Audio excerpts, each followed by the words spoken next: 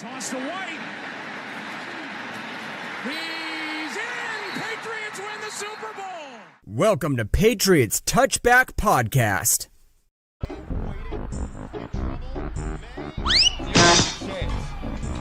You are so shit, you don't realise what you're doing. Hello, everybody. Welcome back to the Patriots Touchback Podcast, Series 3, Episode 19. DJ's smiling. Kieran is, we're having a bit of a bug out time in a minute.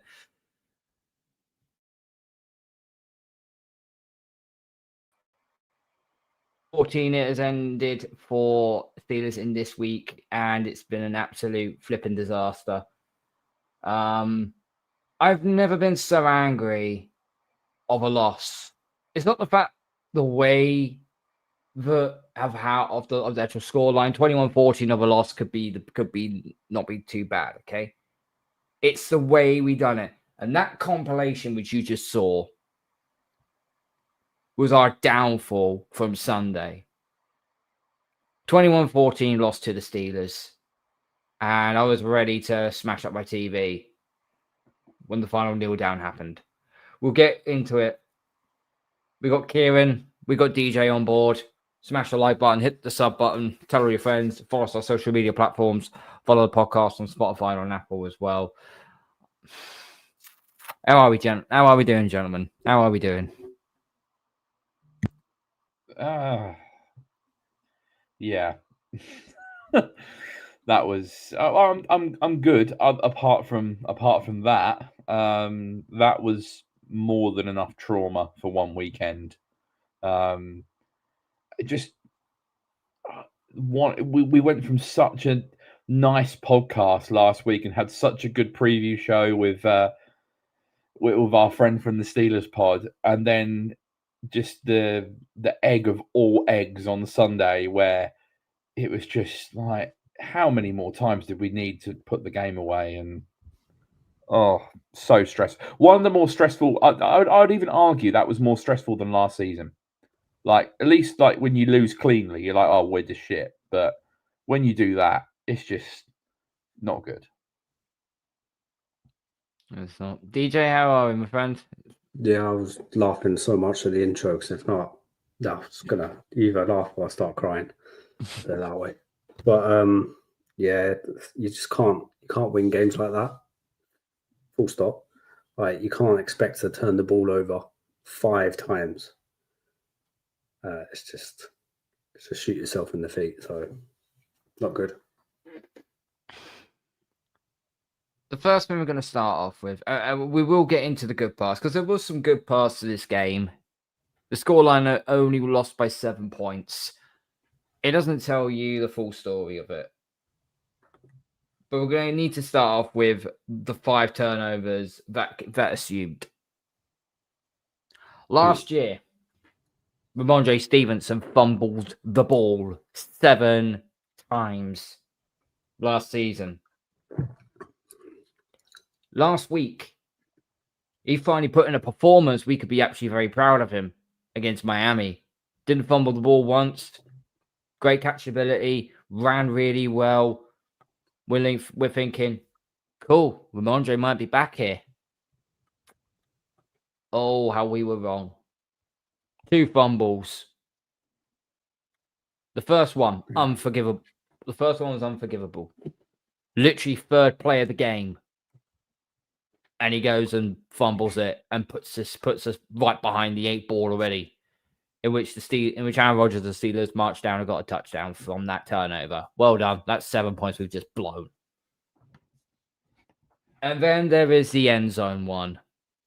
I mean, for the love of God, you are 1 yard away from getting a touchdown. All you had to do was hold on to that ball and break the bloody plane, and you go and cough it up a second time.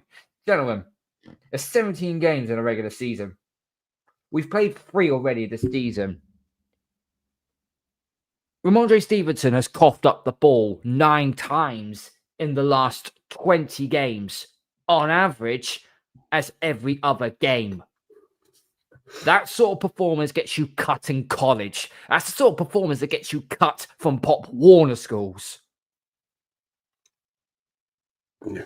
And yet Mike Vrabel is trying to play peacemaker here and saying, oh, well, we need him. We need him. We said this last season. We generally said this last season. You know, you have put us in dire situations. There was like 2 or 3 games last season which we could have won thanks to Rhemondre fumbling the fucking ball. It is human to say the least. We played so well in that game on the offensive side of the ball. Defensively, we did okay as well. Offensively, Drake Maye looked good. He moved the ball down the field. We ran the ball pretty decently. And all we could come out from that was 14 points due to our mess ups. And to make matters worse, those turnovers cost us 24 points. 24 points. We had the fucking team by the balls. And this is what we end up with. Yeah. I know the record, there's a saying, and the record, you are what your record says you are. That is absolute, utter bollocks. Yeah, because you could quite clearly make a point that we could easily, if we didn't shoot ourselves in the foot in 2 games, we could quite easily be sat at 3-0 right now. Like, and are we as good enough to be a 3-0 team? No, but it was totally plausible. Like, genuinely, like, it's not like that was never going to happen. And here we are, sat at 1-2 off the back of a game that we absolutely should never have lost. Like, Raiders week 1, we weren't good second half. Okay, fair enough. You can accept that. We didn't deserve to win the game based off the second half performance. This game against the Steelers, we dominated this game. Literally dominated. We dominated time of possession. We dominated in yardage. Defense were restricted. The Steelers had 0 offense until their final drive where they scored the touchdown. Like, we gifted them the ball in good areas. Well, they scored the first one, didn't they? Oh, yeah. So, sort of going from... ever since from then, yeah. Yeah, from when we sort of leveled the game up. So, second half, they had 0 offense. We got stop after stop. Even after the turnovers, we coughed the ball up and Maye had the interception. Straight after that, there was a fumble at the goal line. A few plays later, and we've got the ball back again. So the defense were getting the offense off the hook massively. Yeah. And we couldn't capitalize. We left so many points on the board, and we were well in control of this game from start to finish, and we threw it.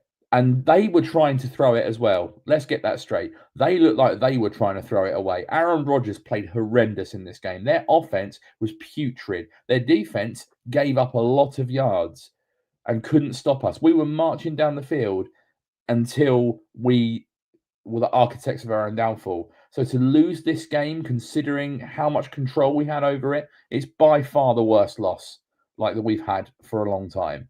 Because this game should never have been lost. We should be sat at 2-1, going into Carolina thinking this could be 3-1 start here. Brilliant. But now it's put a real dampener on things because we've just thrown away a game that we shouldn't have lost. Self-inflicted wounds. That's what it is. It's self-inflicted wounds. We did this last season. We did this the year before. We done this and we did it the year before that as well. This has no longer become a problem with just different head coaches that are coming, like whether it's Bill Belichick or whether it's Gerard Mayo or whether it's Mike Vrabel. This is an identity problem for the Pats. We've had this issue for years, and we can't get out of our way to sort this out. We've got the worst home record right now in the NFL. The worst. We can't win in the confines of our own stadium to save our fucking life. And I feel sorry for the season ticket holders. They've gone through so many good years. So, they'll always be grateful for that. But the last 4 seasons at home have been abysmal. And there's no wonder why the stands aren't as busy as they used to be. Like, I heard Michael Hurley say on his podcast with Doug Kyde that on the day of the Raiders game, season opener, there were tickets available on the day of the game for $20. Like, I've never seen that before. You would never see that. Now, they were about 150 for this game against the Steelers because people were feeling good after the Miami game, and it's a classic AFC matchup, as we said on our preview pod last week. But people just, people show their voice their opinion with their feet. It happens in all sports. If your team continues to let you down over and over again, people stop going. And the fact we've got such a terrible home record is probably contributing to the home atmosphere because there's less people there. People are more nervous. They're more frustrated. And it's not as much of a home advantage as it used to be. So they need to start picking up these games. Like, you can't drop to Carolina this week because, like, what's that going to do for the rest of the season if we lose at home to the Panthers? Like, it's not good at all. They're starved of watching something good. Before we actually have a quarterback that can actually deliver us something. I think we've got a quarterback. It's just the running backs. They're just not. 3 years running now for Stevenson. You must. It must be getting to a point where it's not working out. Do you know what I would do for the next game? I would actually get. Put Henderson starter. That's it. Give him more reps. Give him more touches. He needs that. Obviously, I'd split the share between Henderson and Gibson. But what I would do with Rhemondre Stevenson is basically healthy scratch him. See, I think I'd healthy scratch him. Like, you've had 2 fumbles. You cost us dearly in points. Rob, I'm so sorry, but I'm afraid we're going to healthy scratch you next week. You're going on inactive list, and we're going to elevate someone else. They weren't even like his fumbles weren't even like clean hits either. This is what is frustrating as well. They weren't like, I don't know. He's just got some ball security issues that is either uncoachable or he's just not cut out for it. It's just the way one at the goal line is perplexing because this is not the full size. You would just at the goal line. You would just, if you're on the 1 yard line, you're falling forward to break the plane. You would have both hands on the ball, almost hug the ball over the line, but he still tried to lean with one arm. You would just put your head down, almost like a QB sneak, and just go down. His technique is clearly an issue because 9 fumbles in a season and a bit is just ridiculous. I don't know. The guy's got worse ball security than a pair of crotchless pants. But this also hits his morale now. In his head, he's going to be all over the place, I reckon, now. Yeah. He's not going to be in the right state of mind. You could see it on the bench. Yeah. I generally don't know how he holds the ball, because I haven't seen it properly, okay? The whole point of you holding the ball is that you're holding the point hands. And you're holding it like this, holding to your chest. So if you try to push it out, you can't because it's literally locked into your arm. I don't know how he's holding it, but it's certainly not in the normal way you're told to. Or sometimes what running backs do, and I've seen Derrick Henry do this before as well. They just get the ball and just do that. Well, he's been and they literally go at the defender like an absolute missile. There's no way you're funneling the ball out of that. You might land awkwardly on your shoulder, or you might do yourself a little bit of an injury. But guess what? You're getting. And I can understand if it was like raining, if it was weather conditions where you thought, okay. Ball slippery, all sorts. But even for Gibby to have that was a bit of a surprise as well. I mean, coming off the bench after Rhemondre fumbled, but then Gibby happened to him as well, and I was like, as soon as Gibson fumbled that ball, I just text say, "Christ, when it rains, it pours." Yeah, it was getting stupid at the point. It was infecting everybody. But this is the thing with Gibson is that. He's had one, then it's annoying, and it's obviously cost us in the game. But I wouldn't doghouse him anywhere near as much because he's not the one that's fumbled 9 times in a year. No. So I would still give him a fair split this weekend. I tend to agree, Carl. I don't know if I'd make him a healthy scratch, but I'd make him the RB3 and I'd sit him on the bench. And you only bring him in emergency situations. And let Henderson get some run. I mean, The problem is, though, it's not so much the fact that we're putting him into RB3. It's the fact that when he gets back onto the field again, are we going to see him do that again on another dry, sunny day? Because the minute he fumbles again and there's no inclement weather, he's out. This is where the coaching situation comes into play. This is where Vrabel now has to grow a set of bollocks. And instead of trying to say, oh, we need to look after Rhemondre, we need him. No, you need to sit him down and say, what is your technique? How are you doing this? And also, you're a healthy scratch for next week. Sit on the bench, learn your. I would give him at least a couple of weeks away. I would just let Trayvon Henderson and I would just let Antonio Gibson go through Carolina and go through Buffalo. And then maybe you bring Rhemondre back and let's see if his technique has changed. And if his technique hasn't changed, you're a trade candidate at the deadline. I think I'd definitely probably look to trade him. Yeah. But I don't know what the trade value you're going to get now has any, because it's not just the fumble situation, it's the contract. He signed an extension last year, and it's not a massive running back contract by any stretch of imagination, but he's still on a second contract, and there are teams in the league that don't like to take those on.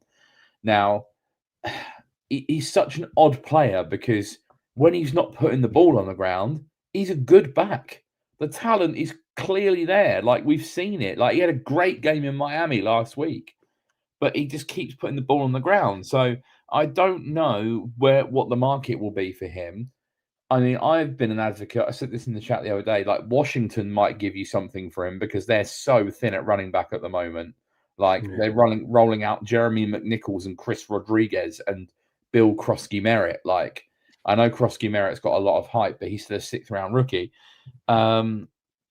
Or, you know, I as an option, they spoke about this on a podcast the other day about like what practice squad running backs are available. You've got Clyde Edwards-Helaire, you've got Jeff Wilson, you've got, you know, a few others that have kind of kicked about the league. Jermichael Hasty, you know. We got not Jennings. Is he not? Obviously, we've got Jennings on our practice squad.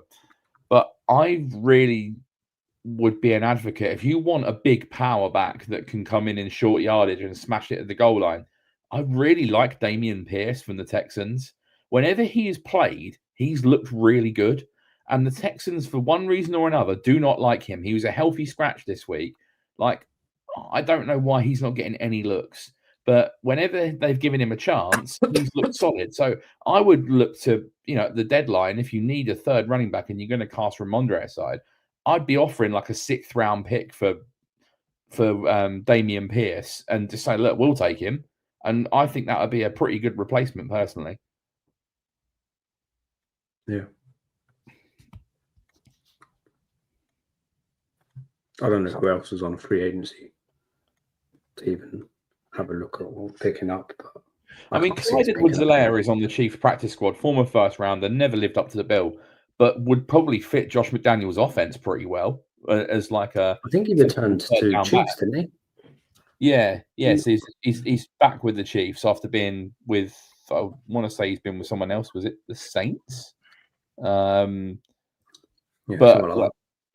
like I feel like obviously you could sign him to your active roster from the practice squad. He would be a typical Josh McDaniels 3rd down back if you want to bring someone like that in. But it just depends if they want to go like for like with a big back. You know, like I said, I suggested Pierce. You know, there are other big backs out there. But yeah, I think now is the time that for Henderson to get a really good run. Now, he didn't rack up a lot of numbers. The run blocking was not great on Sunday. I didn't think. They didn't open many holes for him. He was racing between the tackles to try and make something happen and was getting no luck whatsoever. And I know that their front is pretty good defensively, but like I feel like, you know, we need to give Henderson a real run and scheme some nice plays for him. If he's going to be the starter, you want to see him get used in space and just see what he can do and let him get the chance to take the lead back role, you know, because we know what an extreme talent he is. Like, let him be the RB1 and factor Gibson in as well. But Stevenson can't see the field that much this week. I mean, he got 2 snaps after the second fumble. Like, I can't see a world where Mike Vrabel starts him. Like, I just can't see it. Unless they start to utilize him more of like a pass back for screens and stuff like that. Because I think he's pretty decent at pass catching. He's probably like he did that massive pass in the Miami game. Yeah, Miami game. Yeah, breaks round and then in the corner. Like he's capable of that, and obviously if he then doesn't get tackled and fumbles, but I'm all for if he's going to screen and he's in the open, out of bounds, bang, there you go, 7-8 yards, whatever you need. Maybe that's where he kind of might work out a bit more better than an RB1. But see, like, I've always thought that he was a reasonably solid running back, like an NFL caliber running back.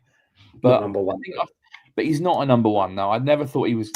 I never thought he was a number one. I've said this on the show before. When we had him and Harris, I preferred Harris. Damian Harris was more consistent. He ran hard. He had, what was it, a 15 touchdown season and nearly 1,000 yards in 2022. Like, he was good. Like, and we let him go, and he ended up getting a bad injury in Buffalo and retired early. But like, we should not have let Damian Harris go. Genuinely, we should not, because he was good. Like, and he would be perfect in this system at the moment, I think. And it's a shame. It is a real shame for Rhemondre, but he's not the only one on the offense that is letting us down, because we need to have the Pop Douglas discussion, I think. We will. One thing before we lead into the Pop Douglas discussion.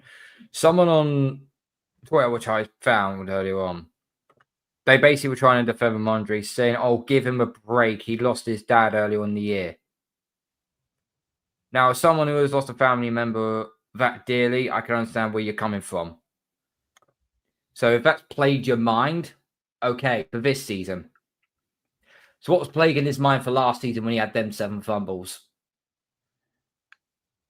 Yeah, I'm not sure it's an excuse, but like, obviously it's sad. Like, it's a terrible thing to happen. And I know everyone deals with grief in a different way, but you just look at Jack Besh for the Raiders. His brother got murdered, and the day after he was on the field for TCU and he put up a big game. Yeah. Like I don't think you can say him losing his dad earlier in the year is the reason why he's coughing the ball up. Like, no, it's terrible, it's sad, you feel for him, like, but it's not an excuse. No, it's not. With all due respect. We'll talk of respect. Pop Douglas. Okay, I know where we're going with this. It was the 4th down conversion that we needed to keep the drive going late in the 4th quarter into the 2-minute warning. And I've seen the argument on both sides. I've seen the argument where Pop Douglas should have just fallen over, just like you got the 1st down. He shouldn't have tried ran back. I've also seen the argument that Drake Maye underthrew Pop Douglas, which made Douglas come back to the ball for him to then get back to the line to get the 1st down. I've seen the angle on both sides, and I can see why. But also, at the end of the day, all he needed to do was lean back over. That was it. You were there. His excuse was that he didn't know where the chains were. Right. So if that was the case, right. So your bench then. I think he's another one where he's just not performed. Or he's not clicked as well as he did last year with Maye. I don't know if that's because Maye had like no one else out there last year than Pop. And now obviously he's able to then now choose and pick where he wants to pass the ball. But again, I do think Pop at the moment he's looking like a wide receiver 4 than a starter. Maybe a wide receiver 5. Well, depends if Chisholm comes in and. Yeah, it's another one where like you can quite clearly see that Pop is a talented player, because he's shown it the last 2 years. Like, he has been a bright spark. But you make a really good point, DJ, because I think, and I said this in the group chat the other day, I think our fan base and the Boston sports media have massively overrated Pop Douglas. Yeah. Like, saying that he was going to have a breakout season, that he's going to be a real playmaker in our offense, Josh McDaniels. He's not. He's not that kind of player. The guy's 5'8". We've spoken about the problems of throwing over the middle to a small receiver, and Drake Maye has struggled with that. He's not dynamic. He's not electric. Like, he is just like, he's got something about him, but for most teams, he's probably a wide receiver 4 or 5. He's not as good as people are making him out to be. He's not going to emerge as a sneaky, underrated 1,000-yard receiver. Like, it isn't going to happen. I know he had 66 catches last year, but I just don't think he's as good as people think. And he's got 13 yards on the season. Like, that Booty had more than that in one catch last week. Like, and he's not getting targeted nowhere near enough.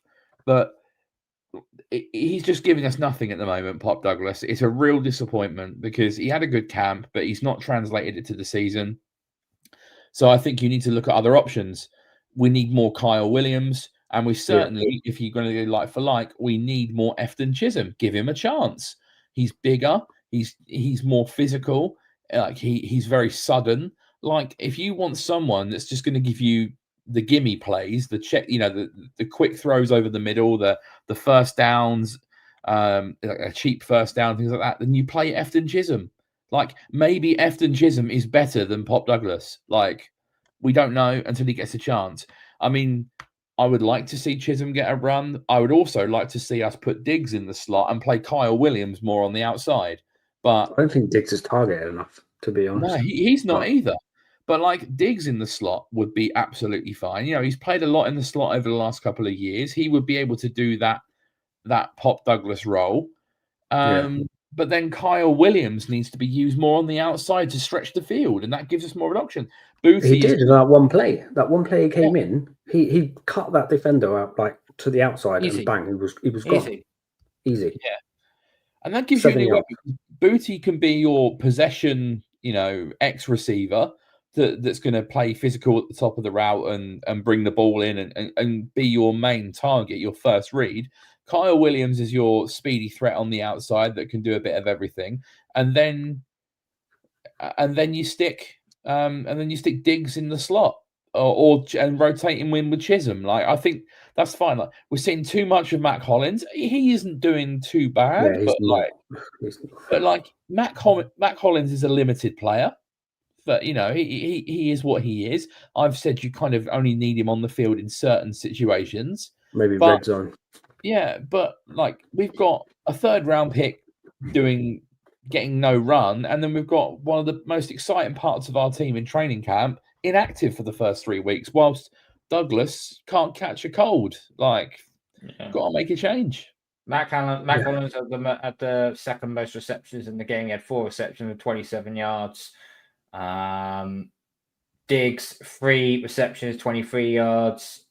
And Carl Williams had 1 catch for 8 yards. That was the only target he got given. Douglas was 2 receptions for 7 yards. I mean, that's how many Boutte get? Boutte, 2 receptions, 28 yards. That's what I mean. He's not getting targeted nowhere near enough. He's proven, Steelers were doubling or doing some scheme that was messing with Maye a bit. Well, he would have had a touchdown. Like, if the ball doesn't get tipped, or Maye puts a bit more touch on that pass, it's a wide open touchdown for Booty. He has back-to-back weeks with a touchdown, but he isn't getting targeted enough, considering that he gets open and he makes plays a lot of the time. He should be getting 6-7 catches minimum a game. Like, he is our de facto number 1 receiver. But so for our main guy who had a big game in week 1 on 6 or 7 catches, to then go to 3 catches in 2 weeks because he's not getting targeted. Like, I don't know whether that's Josh, whether that's Drake. Like, it sounds like a Drake and Josh Nickelodeon thing then.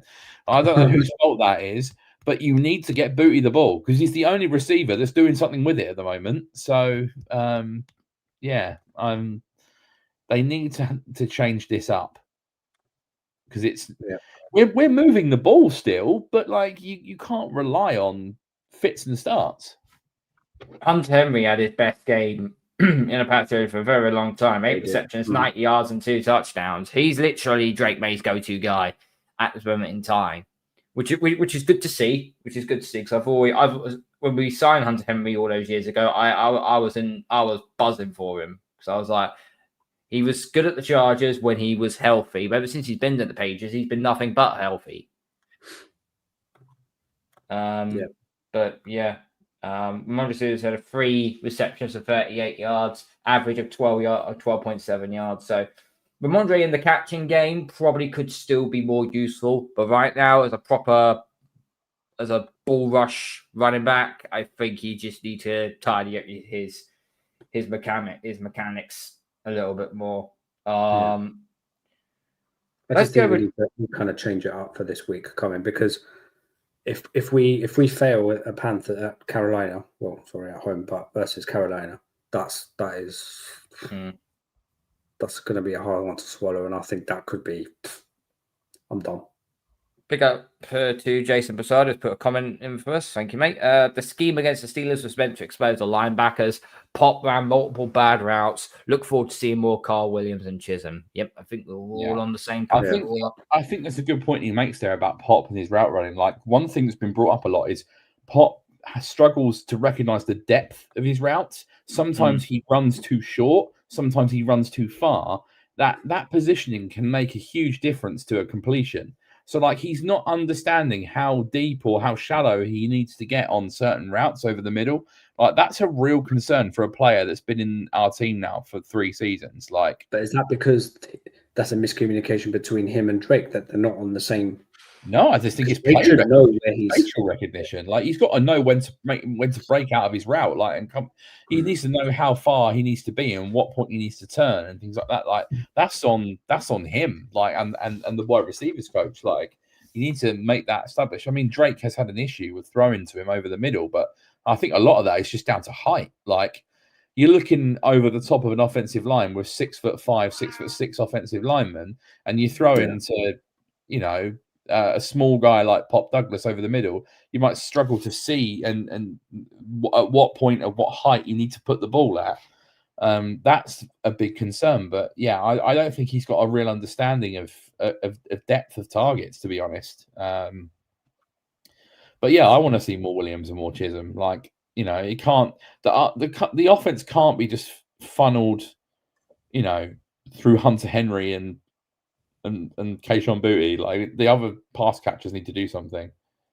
Pop was supposed to run a flat route below Boutte on the interception in the end zone. Yeah, I did see that, and then he completely misread that.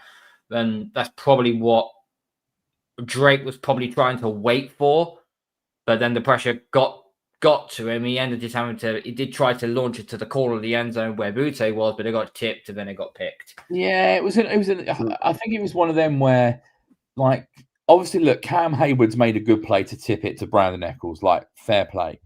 But Drake could have thrown that with a bit of touch to the back corner of the end zone, and Boutte would have got it because he was so open. But Drake has tried to fizz it in with a bit of power, almost like to say, I see he's open, I need to get it in there quick, because otherwise he's no longer going to be open. Because the defensive back is running towards Boutte. So he's tried to pass it fast, and it's ended up resulting in a pick. But I think if he just takes a bit more time and throws that with a bit of touch, you don't get the tip, and Boutte just basically stands there like this and hauls it in the back corner of the end zone. Like, he was wide open. That's got to be a touchdown. Yeah, a touchdown. Okay, let's... where are we? Okay, right. Let's talk about Drake. Excluding the interception that he threw, which it got tipped, so I can't really blame him particularly too much. And obviously, there was the fumble as well. Okay, need to take care of the ball better. We've said this all the time. Turn the turnovers down, and we might get somewhere with you. He was 28 of 37, 268 yards, 2 touchdowns, 1 INT, passer rating of 102.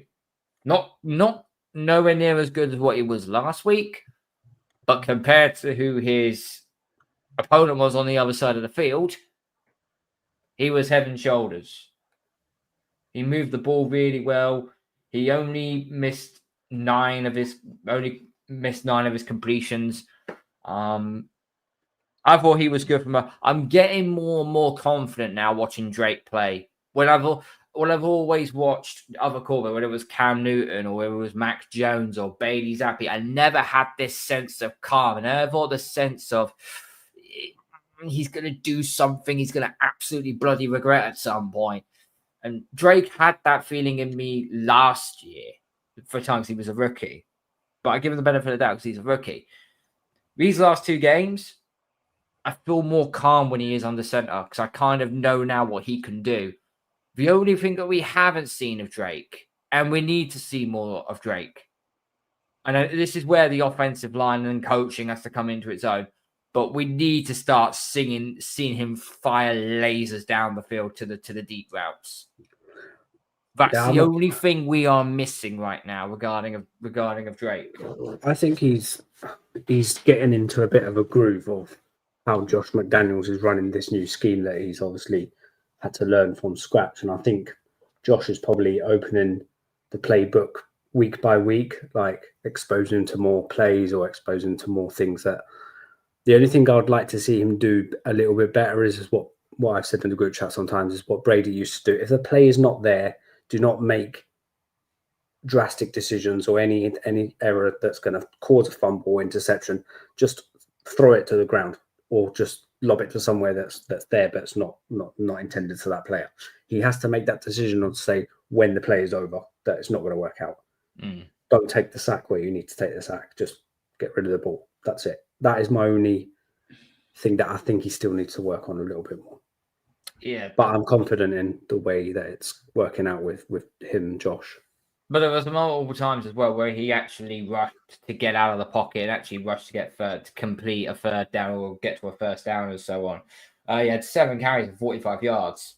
He needs to protect himself when he does that as well, because it's all right when he's got open field. It's when he wants to go in with those power charging shoulder. You're not Josh Allen, mate. You're not Josh Allen. You can't. Everyone's trying to put him on the same freaking pedestal as Josh Allen, but we're nowhere near that yet. We are absolutely nowhere near yet. And to say you can charge in on defenders like that when you're running with the ball, no. You've had to you can do that in year 5 or 6 or 7. You don't need to be doing it in your second year. Year 5 or year 6, when you're in the AFC Championship, you need to convert the 4th down. Yes, then you go for it. Then no one's complaining. Then, as long as you don't get concussion. But anyway, knock on wood. What was your thoughts on Drake Maye's performance, Kieran?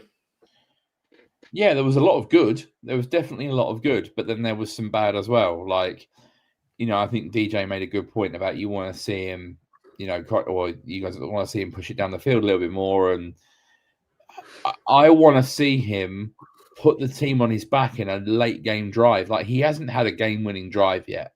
Like, he's obviously had a couple last year, like against the Rams at home, against Tennessee away, where we were driving down the field late on, and he threw a pick both times and ended the game.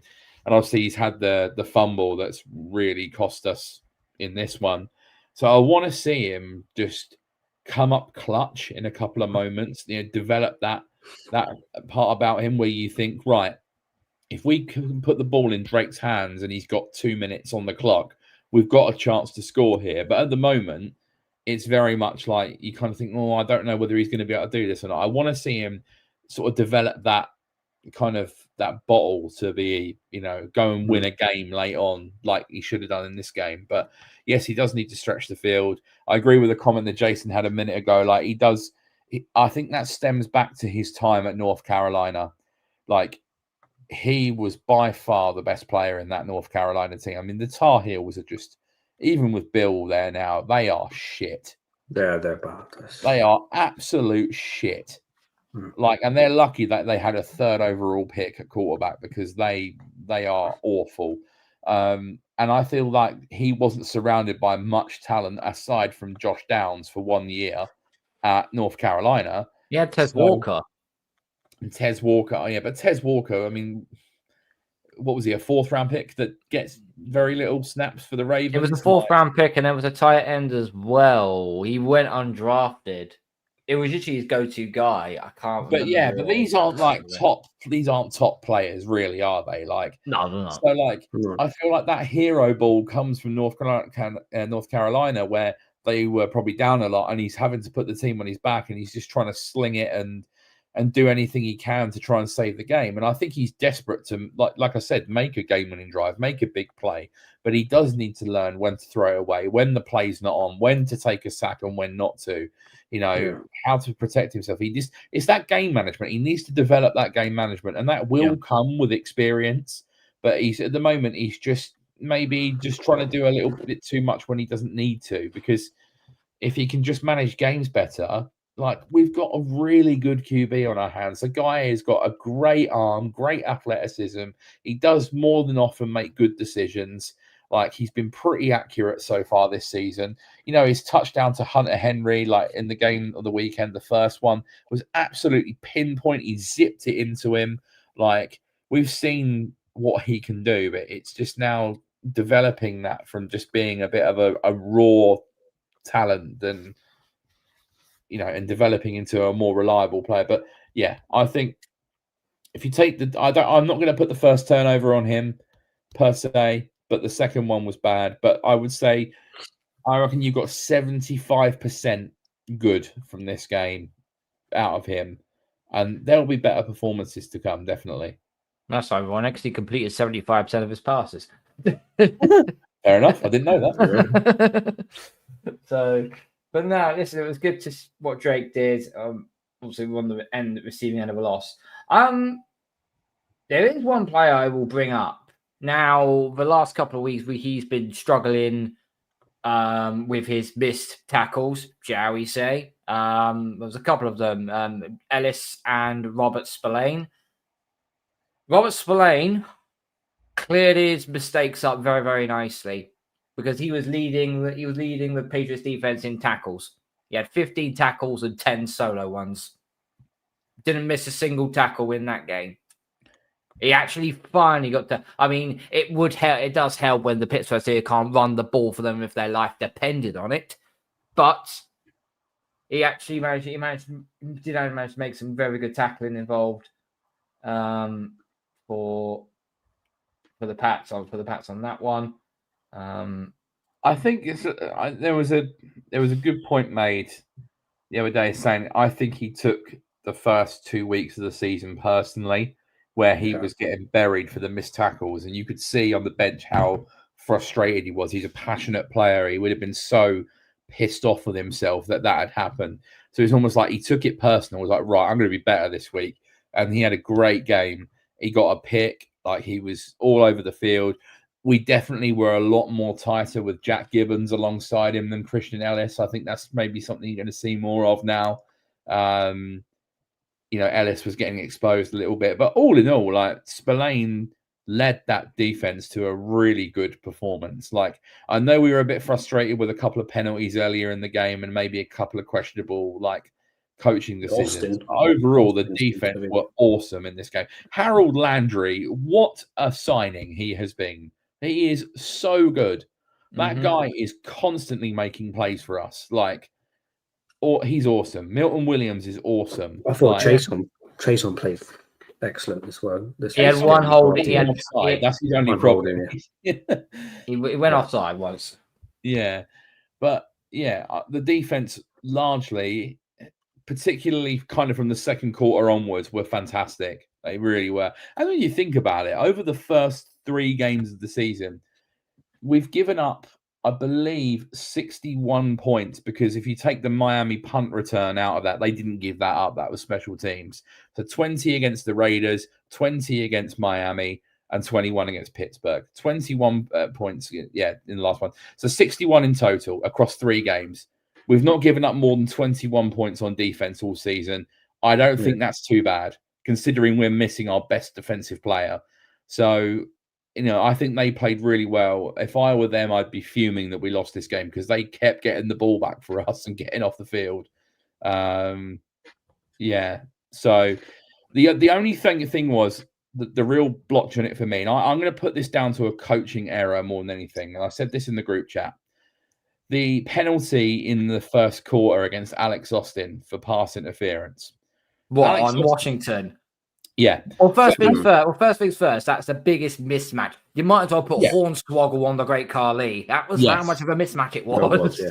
Now, Alex Austin had a rough game. I still like him as a player. I think he's a good rotational corner, but we're expecting him to play full time. He's not he's not a corner 2, but he's a good depth corner to have. Like he can still fill in when need be. But you do not have a defensive back line up against a 6'7" tight end who is pushing 300 pounds. He's almost the size of an offensive lineman. He isn't running by anyone, and he's on a fade to the corner. And Rodgers knew that. Zone. So if I'm the QB, I mean, I've never played any snaps at all at quarterback. I've never even like practiced as a quarterback in a team environment. But I would know that if I'm taking that and I see my, the BFG lined up against Hornswoggle, as Carl said, then I'm throwing out that on a fade 100%, knowing he's probably just going to jump ball and bring that in. So that was poor coaching. Now, defensively, you could probably have put Mate Mapu one-on-one coverage in him because Mate Mapu is our biggest kind of DB linebacker hybrid. Washington isn't running past Mapu, but would have given us a better chance of defending that play. I just thought it was a really poor decision and threw Alex Austin under the bus a little bit. And I'm not surprised he got flagged because he's got this massive guy in front of him. He's like, how the hell am I going to defend this? Like, it's just, that was really poor. Yeah, it was dumb. But I will say this: I think there was 2 pass interference calls, either on that drive or one on the second drive of Pittsburgh as well. That really wasn't. Yeah, Austin was all over him, but it was only because, it's corner versus a 300-pound 6'7" to tight end. Come on, that's not a fair match. So of course you were going to get flagged for that. As soon as I saw that, I thought, you're going to get either he's going to catch that or that's pass interference. That's one of 2. There was another pass interference called further down the game where it was down the right sideline. I can't remember who it was. I think it was on Metcalf, I think it was. Davis, yeah. It was on Carl Davis on Metcalf. That ball was not catchable. I'm sorry. This is 20 yards overthrown. I'm sorry. But this is where I have to I have to put in the most heinous ref ball out there. Sorry, that was not a catchable ball. How can you flag for something that the ball wasn't even in the vicinity of the area? If that is in his catch radius, I agree with it. Like it's a pass interference call that's annoying, but you're probably going to get 9 times out of 10. But that ball sailed so far over Metcalf's head, he was getting nowhere near that, even without the interference. Like it was impossible. So, like I thought that was such a harsh call because it was not a catchable ball at all. Like it was. Yeah, that was really bad. And I felt sorry for Davis as well because he got that and then he just got like the touchdown that he gave up to Metcalf is literally just because Metcalf is a monster and can catch a jump ball. Like Davis had really good coverage on that ball. His arm was draped all over DK Metcalf. He tried to knock it out, but that's just the kind of plays that DK Metcalf can make because of his size. Yeah. Like Davis done nothing wrong on that play. But it feel like he got beat for the touchdown, and then he was doing his best to hang with DK, and then got flagged unnecessarily. Like, yeah, that was a bit of a rough one for him. I felt a bit bad for him, but that's what happens when you come up against these guys. Like, would Gonzalez have done better against DK? No. Yes. Well, yeah, he would have. But I will say this: of all the receivers Gonzo has gone up against, I think DK Metcalf has had his number. I think it was the game against Seattle where Metcalf completely dusted him. But that was on Duggar last year, wasn't it? Because Duggar completely threw Gonzalez off with the coverage and it just left him wide open down the sideline. So, fair enough. But maybe Duggar needs to play a bit more on the back end because he's also another big guy. Yeah. But Jason mentioned the point about Tavai. I think that's why we've left an open roster spot. Like, we've been carrying 52 on our roster for the last couple of weeks. So I wonder whether they're earmarking that position for Tavai to come back because nobody else has been signed from the practice squad. One of the guys that we've been elevating, Mark Robinson, I think it's the linebacker. He's been claimed by the Jets. Yeah. We've just swapped a couple of defensive backs on the practice squad. So nobody's come up. So I'm wondering whether we're just going to leave this for Tavai because we need to get him in to add depth at linebacker. I'll be interested to see where he fits in, though, to this defense because he's not exactly a scheme fit, but he is, on his day, a good player, and he might help us tighten things up a little bit if we use him right. I'll be interested to see. where I wanted to mention Campbell. yes, I thought he so far he's been that number one pick and that left tackle blind side for Drake. I didn't hear much of TJ Watt. I don't know if he was on TJ Watt's side or not. I don't know if he was up against that side or was Moses. There was some video footage I did see when he was up against one-on-one with TJ, and TJ never got a sack off Campbell. I just think he's kind of a player. I think officially he gave up seven pressures, but I think that was a bit harsh, and I don't think PFF graded him very well for this game. But I actually thought he hung up really well. There were a couple of reps one-on-one with Watt. He didn't see a lot of TJ Watt in the game, but there was one rep in particular I remember, and I remember texting you guys about it. It said where he completely ran Watt around the corner. It was a great pickup of a blitz, and he ran him around the corner, and Drake stepped up and delivered a pass. That was brilliant. Such a good play. I think overall, I saw earlier, he's the 11th graded offensive tackle in the NFL so far this season. That is exceeding expectations. He's not just the 11th best left tackle, he's the 11th best tackle in the NFL this year. So that is a huge, huge win for us. He's looking really sturdy and reliable. He's going to have his moments. Watt's by far the best pass rusher he's come up against, but I think overall he's doing a good job. We're going to expect pressures and hurries every now and then. He might give up the odd sack here and there, but I think overall his play has been great. And I want to say Garrett Bradbury has really surprised me as well. It was the number one graded center in the NFL, and there was one particular play on this where he had an unbelievable comeback block where he almost like he picked up his first man, did what he needed to do, and then he turned round and picked up a free rusher that was going at Maye and completely smashed him and opened up a space for Drake Maye. It was unbelievable pickup of a second man, on a comeback. That was incredible. Really well played. He's been once again exceeding expectations. I think we were a little bit worried that he was a little bit of a below average center. But he's been excellent. So, there is... The line did give up 5 sacks. Yeah. That's the only sort of blemish I have, really. But Campbell didn't give up a sack. We know that for a fact. We know one of them is the Drake fumble, obviously, where he held the ball what felt like for 15 minutes before coughing it up. Does that class as a sack? It's technically a strip sack, isn't it? Strip sack fumble. Yeah, okay. There's a few sacks here and there, but the line overall does look a lot more sturdy, which is a huge positive. Although I was a bit confused. Obviously, we remember the play where Drake got slammed by Herbig and TJ Watt, and he hit his head on the ground. I thought they were going to put him out for that. Well, first things first, he did remarkably well to throw that at the back of the end zone with them two players draped all over him. But he smashed his head. But if you watch that play back, Hunter Henry was left on an island against TJ Watt. I was like, what are we doing? Why have we let our tight end try and block a defensive player of the year candidate? That's never going to end well. And Watt just breezed past him and smashed Drake Maye. I was like, that's, again, not very good play calling to have your tight end block one of the best pass rushers in the NFL. I'm not surprised the guy nearly got concussed. If you're going to block, right, then you should have stuck Austin Hooper on Watt. Because he's probably a lot more of a bigger frame than Henry. But even still, that's still bad play calling on that side of things. At the end of the day, one thing I will throw in there, though. No mishaps with the kicker. Well done to Borregales, 2 for 2 on the PATs. Well done, 100%. Well done. You get a round of applause for that. Very light round of applause for that. So well done. Keep it consistent.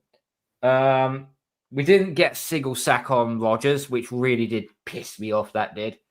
We've actually blew up bloody Geno Smith. We've blown up Tua Tagovailoa, and now this time we couldn't blow out a rickety jalopy and Aaron Rodgers, who's 42 years old.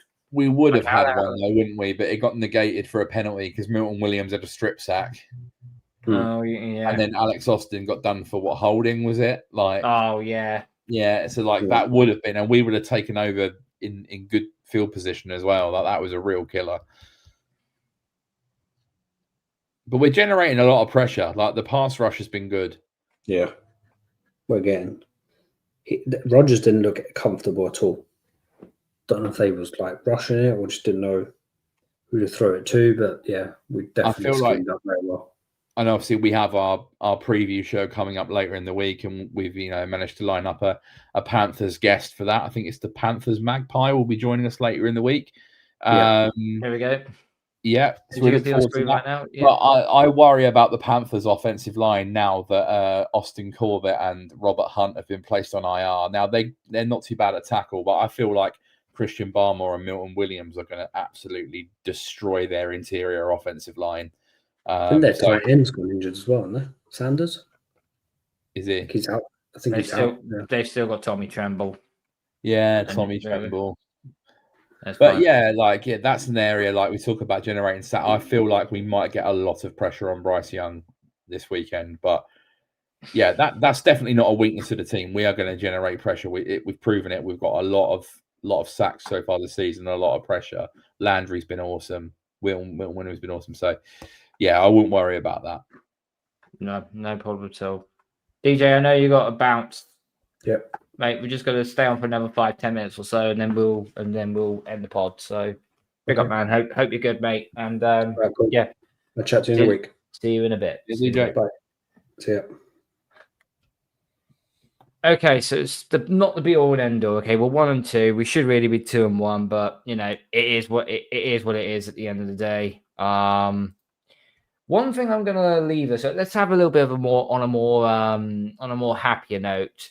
Before the game started, there was a couple of inductees into the Patriots Hall of Fame. One of them being Bill Parcells, who very famously coached us to, got us to the Super Bowl in, I think, 1995 or 96 against the Packers, if I'm not mistaken. And then the other one was, of course, my favorite player of all time. One of the very good reasons why I became a Pats fan in the first place. The Red Squirrel himself, Julian Edelman. Jules, Eddie, whatever you want to call him. He got inducted into the Patriots Hall of Fame. There's a few things I'm going to bring up here. Okay. So I've managed to keep them on my phone. Here we go. So here's some statistics I will throw at you about Julian Edelman, but you may not have heard about. Okay. Julian Edelman is the only player in NFL history with 1,000 plus playoff receiving yards, a playoff touchdown pass, a Super Bowl MVP, most career passing touchdowns by a non-quarterback in NFL playoff history. Edelman is one of only 4 players in NFL history with over 600 career receptions, over 1,900 punt return yards, and multiple punt return touchdowns. And he also has the most catches in a Super Bowl without scoring a touchdown, and the only receiver to win MVP without a touchdown. We all know what game that was, didn't we? So it's great to see you. I'll throw this out there now. I don't want to sound biased about the situation, but he's in the Patriots Hall of Fame. We kind of knew that would happen. Is he a Hall of Famer? Is he an NFL Hall of Famer? Considering what he has done, not just for the Pats, but also in the playoffs as well. I think it's so hard because he has achieved so much and is a real underdog story. Coming as a 7th round pick, he was a quarterback at a small school, obviously had to change positions, factored on special teams, played snaps on defense, and developed into, a real team legend. But I would love to see him go into the Hall of Fame because he's a 3-time champion. He's won a Super Bowl MVP. He's got all them statistics like you read out. But then when you look at how they do the Hall of Fame voting every year, so many iconic legends do not get in the Hall of Fame each year. the fact it's only a certain amount and they don't just induct all of them, like I think he's a little bit wrong. Like because if 2 get selected each year, then you're going to be waiting to the next year, and then more people become eligible. And there are so many NFL legends that have had illustrious careers that will be waiting years to get in the Hall of Fame. So I think based on that, he probably won't be, but he probably deserves to be based on his career achievements. Like he's been a legend, for what he's achieved with the Patriots, despite with zero expectations. So, yeah, I'm glad he's in our team of our team's Hall of Fame. Like he 100% deserved to be in that class. Like I know, like he was up against like Adam Vinatieri and Logan Mankins and whatnot, but like with all due respect to them, fantastic players. Vinatieri should get in at some point. 100%. He will get in. Yeah, Vinatieri get in. Like Logan Mankins was an elite guard for us, but like was not a 3-time Super Bowl champion and not a Super Bowl MVP and have all these statistics. He was a very good guard.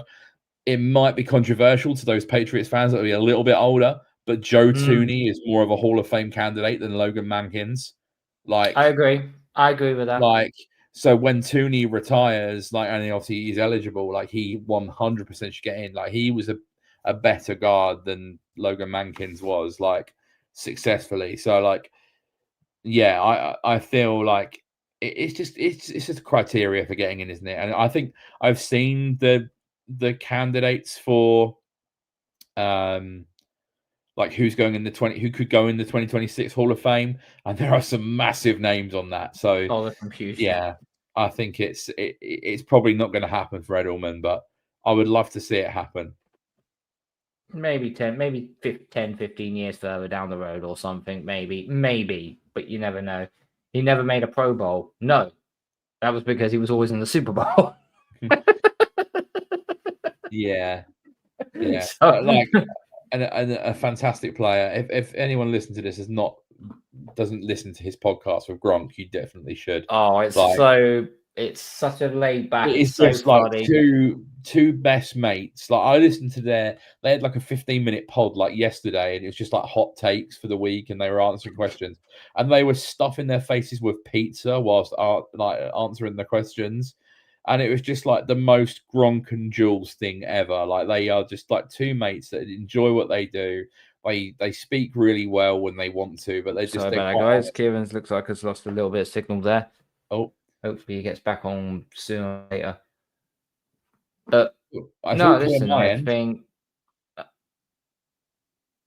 You back now, mate? Yeah, it's all clear my end. Oh, probably at my end then, sorry. But they are, it's just like two mates having fun, enjoy what they do. Great stories. Like the last three podcasts they've done, they've had Patrick Chung, they've had David Andrews, and then they've had Will Campbell and Matt Light together. Like, all three fantastic episodes and fantastic stories, like from the Dynasty era. Like it was, yeah, really good fun. You should check that out. I miss those two so much. Like they brought us so much enjoyment playing with Tom Brady. So yeah. Good for Jules. I mean, I was a bit too, I didn't start following the Patriots until 2008. So I obviously was well after the Bill Parcells era. Obviously appreciate what he's done, as a coach, both with the Patriots and elsewhere. He's a legend, did deserve to go in the Patriots Hall of Fame. But we all know that Belichick's our best coach of all time, despite the fact that he is now coaching a terrible, terrible college team. Yeah. And I did see a very funny post on social media the other day that said Bill Belichick is now realizing that coaching 21-year-olds is harder than dating them.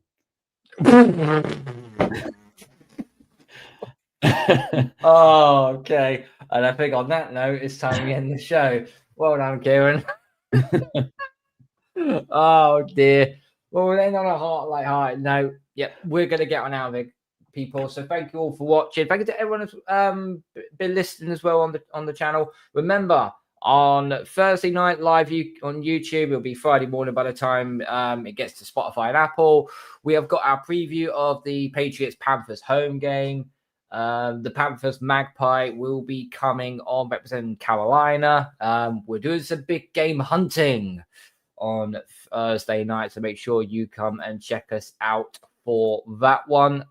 We'll get the link ready for tomorrow. To be ready for Thursday. Kieran, as always, thank you so much. DJ, as always, thank you ever so much. And thank you to everyone. Thank you to Jason as well for interacting. I believe that was the first time he'd listened as well. Jason. It's nice to stumble across this podcast and watch a few of the Patriots beat guys. Boston media is tough on the team. If this is from the Patriots brass in house, then fine. But when it's WEEI or the 98.5 Boston Sports Radio, please don't listen to them goons. Please. There are some very, very good people. Don't get me wrong. I listen to 2 podcasts that come directly from the Patriots beat. I listen to Tom Curran's with Phil Perry. Like, I think them two are very switched on. Like, they're very honest. They give good debate. And I listen to Pat's chat, Doug Kyler, Michael Hurley. That's a little bit more lighthearted. But once again, they know what they're talking about, and it's a good listen.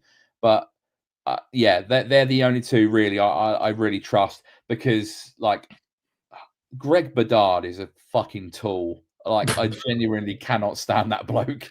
He's surrounded by 2 other tools on that same set. I can understand there are members of the beat that do get on your nerves, but here you will find honest opinion, but we'll also have a laugh with it at the same time. We won't pull any punches either. We can be hard on the team, especially in our group chat. You should certainly see that on a match day if we're not playing well. But we try and keep it nice and balanced here on Patriots Touchback. So it's always an enjoyable thing to come on here on a Tuesday night. And of course, the preview shows have been really cool to do this year, Carl. So me and you team up for that. And we speak to opposition fans and get their perspective. So looking forward to having a Keg from the Panthers Magpie on this Thursday night. Yep, we got Keg on. It's gonna be a good show. It's gonna be a good show on Thursday night. Make sure you tune us out for that one. We're going out of here. I get to Kieran and DJ. Smash the like button on the way out. Gronk spike the subscribe button. Follow us on social media platforms, and make sure you follow the podcast on Spotify and on Apple as well. We will see you on Thursday night for the Carolina preview show. If we don't see you again, we'll see you next Tuesday for the review of the Carolinas game. And we need to go 2-2 because there's a raging Buffalo Bill that'll be coming at us next Sunday. So we have to win Sunday regardless. Thank you to everyone for watching. Goodbye. God bless. Go Patriots. Stop fumbling the ball.